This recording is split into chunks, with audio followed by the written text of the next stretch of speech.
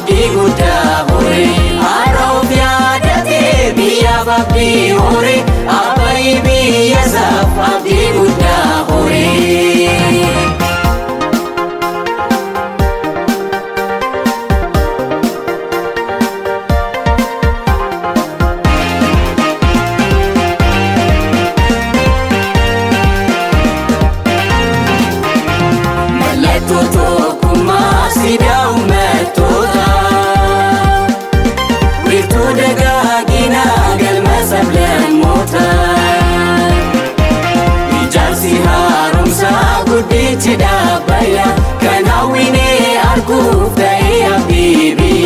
Ijaarsi haaromsaa guddichi dhaabbayya wabii milkaa'inaa kan biyya Itoophiyaa.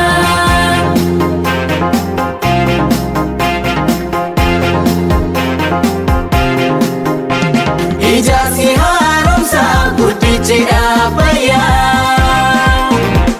kan hawwinee arguuf ta'e abdii biyyaa.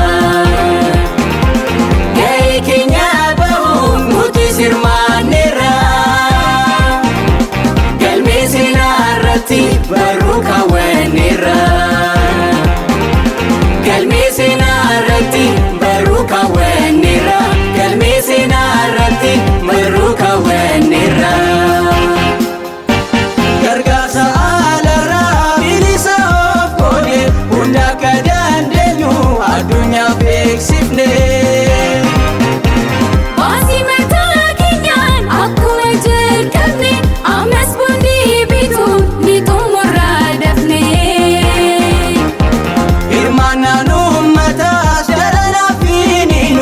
Ilaalcha misoomaan hunda hamo'annoo biyyi Itoophiyaa warri nuuf bitaacha bu'aan dhaabbayyaa hundumaaf gumacha.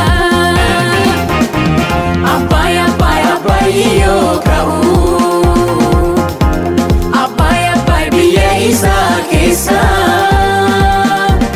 abbaay abbaay lammii hin daganne yoo deemu godaane yoo deemu yoomjifne lammisa. Abbaay abbaay dachee keenya dhigee abbaay abbaay ormaaf qoodaa ture.